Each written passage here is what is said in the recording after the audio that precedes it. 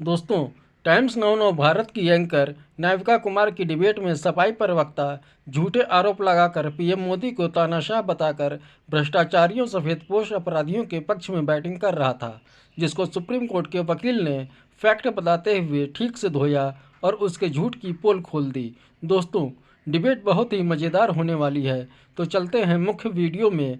Video पसंद आने पर चैनल को सब्सक्राइब व वीडियो को लाइक करें। मिलते हैं अगले वीडियो में। माई जी, नरेंद्र मोदी डरे हुए हैं या तानाशाह हैं? नाविका मैम, दुनिया के जितने भी तानाशाह उभरे हैं वो हमेशा अंदर से डरे हुए थे, हमेशा से खोखले थे। उन्होंने हमेशा जो इंस्टीट्यूशंस थे उनके जरिए फाशिस्ट अप्रोच अपनाई, इमरजेंसियां लगाई, उन देशों में डिस्टेबलाइज किया।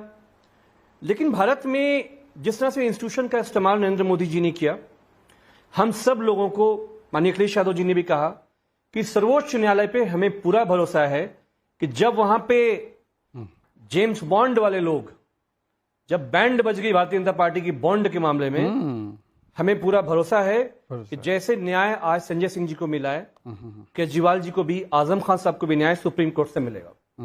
अब दूसरी बात यह आई है कि आज एक 3 ऐतिहासिक फैसले हुए हैं सुप्रीम कोर्ट के जरिए। इसका क्रेडिट तो हम सुप्रीम कोर्ट को देंगे, शहजाद भाई को तो देंगे नहीं। पहला, एक थप्पड़ मारा है सुप्रीम कोर्ट ने नरेंद्र मोदी की सरकार पे कि कांग्रेस के जो बैंक अकाउंट के मामले थे वो उनको राहत मिली। दूसरा, लाला रामदेव जो फाइनेंसर है भारतीय जनता पार्टी का, उसके ऊपर बोला सुप्रीम कोर्ट ने कि ये केंद्र की और राज्यों की सरकार के साथ मिलकर मिली भगत में ये देश के स्वास्थ्य से खिलवाड़ कर रहा है। तीसरा, जो इंसान यहां नहीं है उनके बारे में आप इस तरह के शब्द कहें, ये ट्रोलर की भाषा, ये ट्रोलर की भाषा। आपको जो कहना आप कह सकते हैं, लेकिन वो यहां अपने आप को डिफेंड करने के लिए नहीं है। और अगर आपके पास कोई एविडेंस है कि वो सपोर्ट करते हैं, फाइनेंस करते हैं, तो आप वो इलेक्शन कमीशन, सुप्रीम कोर्ट, जहां मर्जी दे दीजिए, पर कम से कम नेशनल चैनल पर मत कहिए। नहीं, अच्छा ठीक है, मान लिया मैंने, अपोलोजाइज। रामदेव जी ने जब वोट डलवाया था नरेंद्र मोदी जी के लिए, तो भारत के लोगों को विश्वास में लिया था कि 34 रुपए में पेट्रोल हो जाएगा। धोखा दिया। और ये आयुर्वेदा के नाम पे, जो हमारी हजारों साल की तहजीब का, संस्कृति का हिस्सा है, इसने कारोबार करके इस देश के सेहत के साथ खिलवाड़ किया है। सुप्रीम कोर्ट के बयान तो आज आप चलाएंगे नहीं, मैं जानता हूं। नहीं, चला चुके हैं। मेरा ये कहना है कि बिल्कुल चला चुके हैं। जो भी हमारे दर्शकों के लिए खबरें होती हैं वो हम सब देते हैं। हमारे यहां कोई सेंसर बोर्ड नहीं है। थोड़ा चैनल देखा करिए, फितरत से वाकिफ हो जाएंगे। 20 सेकंड में पूरी कर लूं, 20 सेकंड दे दीजिए, मैं अपनी बात पूरी कर लूं। आप बीच में नहीं, आप बात अपनी जरूर पूरी करें, मैं समय भी दूंगी। 20 क्या 30 सेकंड दे दूंगी, लेकिन गलत बात आप चैनल के बारे में कहेंगे तो मुझे टोकना पड़ता है। नाविका मैम, माफ कीजिए। नाविका मैम, हमने कॉलेज के समय से आप जैसी सीनियर पत्रकार को प्रधानमंत्री मनमोहन सिंह से भिड़ते हुए देखा है हमने। जितने पत्रकार आज नरेंद्र मोदी जी से सवाल कर रहे हैं, वही पत्रकार, चाहे वो जो भी हो, मैं नाम नहीं लेना चाहता हूं, वो हमेशा मनमोहन सिंह जी को घेरते थे। लेकिन आज किसी भी पत्रकार में ये हैसियत और हिम्मत नहीं है कि वो पूछ सकें कि ईडी ने सुप्रीम कोर्ट में क्यों बैक ऑफ किया, क्योंकि उसके पीछे कोई चेहरा है।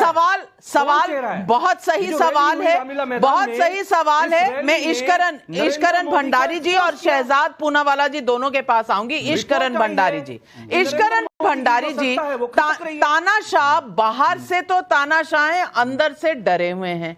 अब अंदर की आंखों देखी एमआरआई अमीक जमाई साहब के पास आती है, उधर केजरीवाल जी को बाहर, वो जेल के अंदर हैं लेकिन आंखें मूंदिए तो वो आपको नजर आ जाते हैं। ये पार्टनर क्या पॉलिटिक्स है, समझा दीजिए आज देश को। नाविका जी, मैंने किसी को इंटरप्ट नहीं किया, आई होप मुझे भी कोई इंटरप्ट ना करे। 4 बातें हैं, मैं तानाशाह पे अंत में आऊंगा। पहली बात, आप कोर्ट के ऑर्डर लोग सिलेक्टिवली पढ़ते हैं, अपनी मनमर्जी से पढ़ते हैं। जहां पे आप ये पढ़ते हैं और 1 साल से लोग ये कह रहे हैं कि पीएमएलए केस में बेल संभव ही नहीं है, इसलिए मनीष सिसोदिया अंदर है। तो आज आपने पाया बेल संभव है, अगर आपका केस में बेल बनती है तो ऑनरेबल सुप्रीम कोर्ट देता है, पहली बात। दूसरी बात, पर अगर आपके केस में बेल नहीं बनती तो ऑनरेबल सुप्रीम कोर्ट बेल नहीं देता है। और यहां पे बात हो रही है कि मनी ट्रेल क्या है, तो आपने एक ओरल क्वेरी, कोर्ट में होते हैं तो जजेस सवाल पूछते हैं, लॉयर्स के जवाब आते हैं, कई बार जजेस सेटिस्फाई होते हैं उससे, कई बार नहीं होते, पर लिखित में कुछ नहीं आया तो हमें पता नहीं जजेस सेटिस्फाइड थे या नहीं थे। पर मनीष सिसोदिया के अंदर मैं पढ़ना चाहता हूं मनी ट्रेल को लेके, काफी अहम है, जहां पे कहा there are certain aspects which we said are doubtful but one aspect with regard to transfer of money rupees 338 crore is tentatively established, tentatively स्थापित होता है। तो वो मनी ट्रेल वाला एस्पेक्ट, प्रोसीड्स ऑफ क्राइम वाला एस्पेक्ट भूल गए हैं इस बात को, मनीष सिसोदिया जेल में है।